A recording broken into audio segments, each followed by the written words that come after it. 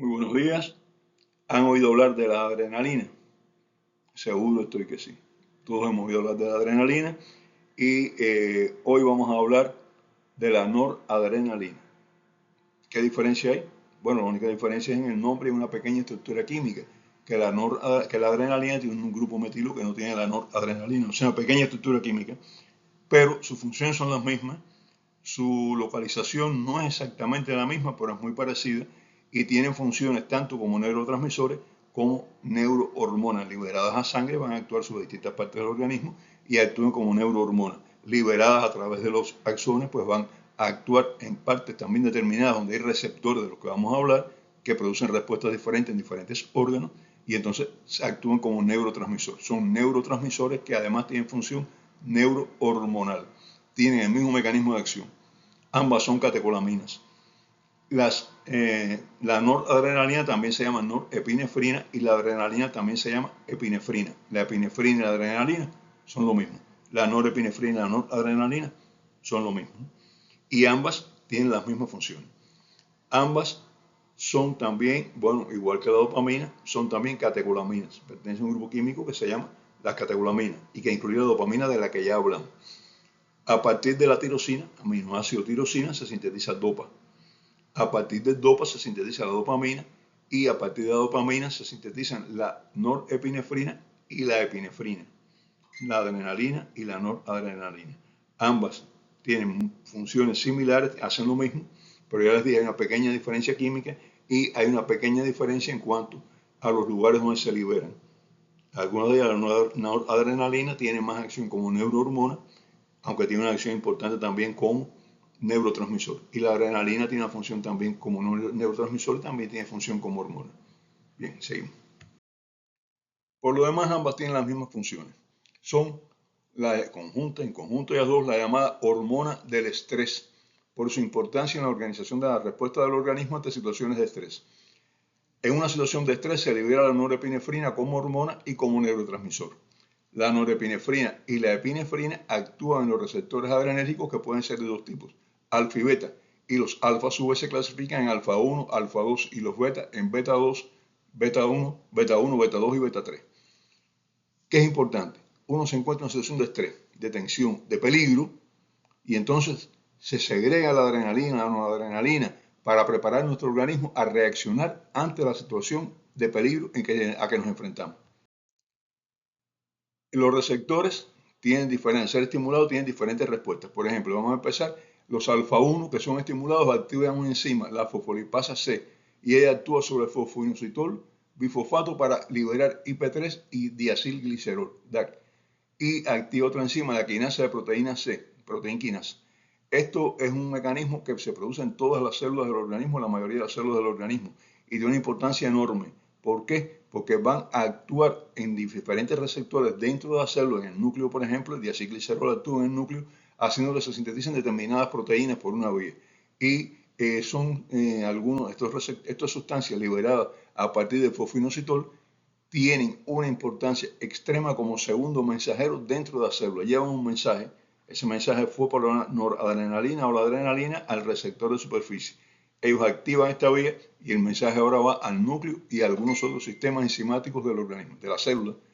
Estas sustancias tienen efectos bioquímicos, causan contracción de la musculatura lisa de los vasos sanguíneos. Los vasos sanguíneos se contraen. Vasoconstricción coronaria, vasoconstricción venosa, vasoconstricción en la piel, en los esfínteres, contracción de los esfínteres, contracción del intestino, en los riñones actúa también, actúa en el cerebro, en el útero, en los uréteres, en el músculo dilatador de la pupila. Esa pupila se dilate, midriasis, y en el tracto seminal y favorece la eyaculación. Fíjense todos los lugares donde actúa para prepararnos. Vasoconstricción coronaria, vasoconstricción venosa, en la piel, por eso la piel se pone pálida en situaciones de estrés, en los esfínteres que se trancan, se contraen, en el intestino también que se contrae, en los riñones, en el cerebro, en el útero, en los uréteres, en el músculo dilatador de la pupila. Dirías, en situaciones de estrés se nos dilata la pupila. En el cerebro inhibe el apetito y disminuye la excitabilidad de las neuronas en algunas áreas cerebrales como en el olfato y el oído. La disminuye ahí. Acelera el ritmo cardíaco. Eleva la tensión arterial, por eso la vasoconstricción, porque entonces la tensión arterial es más elevada, el ritmo cardíaco es mayor se fluye más sangre por el organismo a pesar de la vasoconstricción, aumenta la sudoración, aumenta la secreción de saliva, aumenta la síntesis y liberación de glucosa por el hígado, más glucosa, más energía, aumenta por tanto la glicemia, aumenta la retención de sodio por los riñones. ¿Para qué? Para favorecer la bulimia, favorecer la situación de defensa del organismo. Y son los receptores alfa 1. Los alfa 2, cuando son estimulados, inactivan una enzima, la adenilciclasa, y esto disminuye la producción de un segundo mensajero importante dentro de la célula, que es AMP cíclico. Esto hace que disminuya la liberación de insulina, aumenta la liberación de glucagón por el páncreas, y esto aumenta la glicemia aún más. O sea, la glicemia aumenta para tener disponibilidad de energía para todo el organismo. La disminución del AMP cíclico también causa vasoconstricción, contracción del esfínter digestivo y aumento de agregación plaquetaria. La estimulación de los receptores beta estimula la producción de AMP cíclico.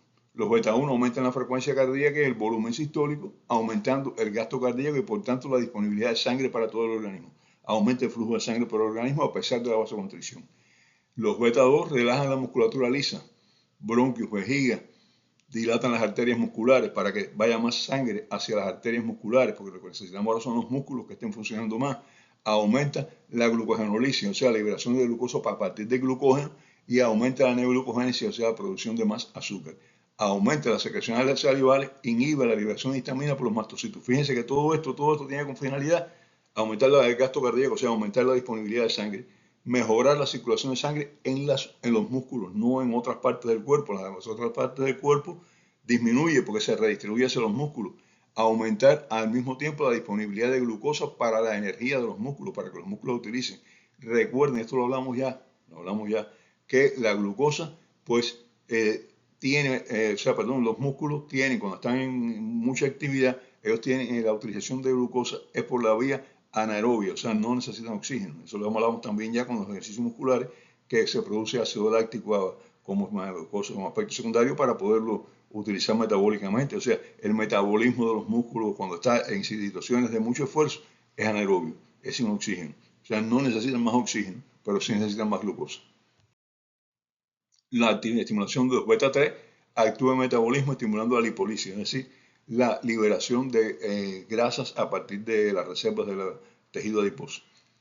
Los diferentes receptores están situados en localizaciones muy específicas para cumplir las funciones que les fueron asignadas. Los que tienen función para liberar grasa, para la lipólisis, pues están en las células grasas, etcétera, etcétera, etcétera. Así, la estimulación de noradrenalina tiene efectos diferentes en diferentes órganos, según el receptor que esté presente en estos órganos.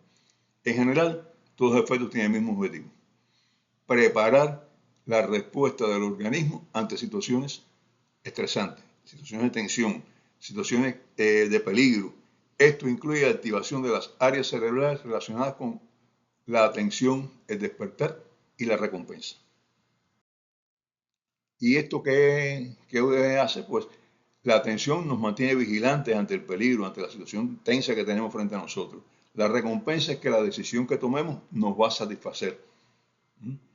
Y entonces estamos vigilando este peligro: más sangre, más glucosa, más oxígeno para el tejido muscular, activación de las áreas de atención al despertar, con un individuo más alerta ante situaciones de peligro, activación del área de recompensa, con placer ante esta respuesta, y lo único que nos falta es responder, tomar la decisión de la respuesta que vamos a tomar, que vamos a hacer.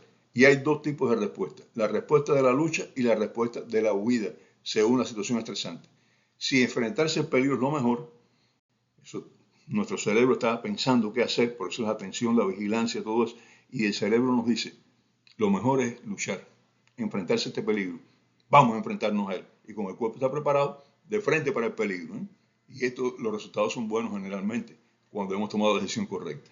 Ahora, si la situación es muy estresante, estamos en una situación muy compleja, donde no podemos defendernos, sabemos que defendernos es morir, entonces se toma la decisión de huir. A no ser que se vea que huyendo tampoco podemos resolver. Y entonces la decisión puede ser luchar hasta morir, o hasta hacerle el mayor daño posible al enemigo para que el enemigo nos deje tranquilo. Pero estas decisiones se toman en el momento y de acuerdo con la situación estresante que tenemos frente a nosotros. No así sin tener en cuenta esto, sino que el organismo que está preparado para ello pero en esta situación está preparado el hijo para la lucha que para la huida, decide subconscientemente en ese momento, voy a luchar o voy a escapar. La noradrenalina es sintetizada principalmente en tres áreas. Una de ellas en la médula de la glándula suprarrenal, de donde es liberada hacia la sangre actuando como neurohormona. En las neuronas postganglionares del sistema nervioso simpático también, actuando por esta vía en órganos efectores, venas, vasos sanguíneos, corazón, pulmones, páncreas, intestino, etc. Y en las neuronas adrenérgicas, situadas en el tronco encefálico, principalmente en el locus cerúleo o núcleo azul, que ya hablamos de él en otro neurotransmisor, que está en la parte superior y dorsal de la protuberancia, en el piso del cuarto ventrículo específicamente. Las neuronas de este núcleo, del núcleo cerúleo o núcleo azul, envían proyecciones, axones, para diferentes áreas del cerebro y estimulan fundamentalmente las funciones de vigilia, atención, despertar y el sistema de recompensa. O sea, el mecanismo para estimular todos estos sistemas es por la vía de los axones de las neuronas del núcleo azul.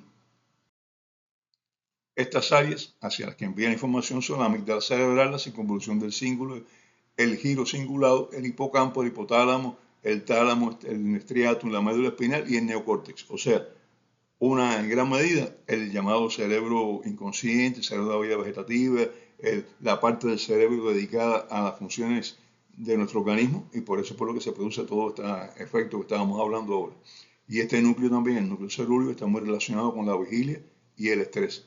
También se ha relacionado mucho con el estrés postraumático, que vamos a hablar de estrés postraumático posteriormente, y con la fisiopatología de la demencia cuando se pierde el estímulo noradrenérgico. O sea, se ha planteado que la disminución del estímulo noradrenérgico por noradrenalina es causa de demencia.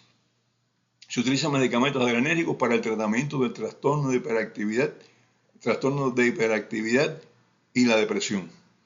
Los pacientes que tienen una hiperactividad muy marcada, como anoche yo estaba viendo precisamente un video de La Voz España, y entonces había una persona ahí que no podía estar quieta, saltaba, brincaba, que iba a cantar, ¿no? Y no era la ansiedad, era su forma, me di cuenta que era su forma de ser, una persona con un síndrome de hiperactividad.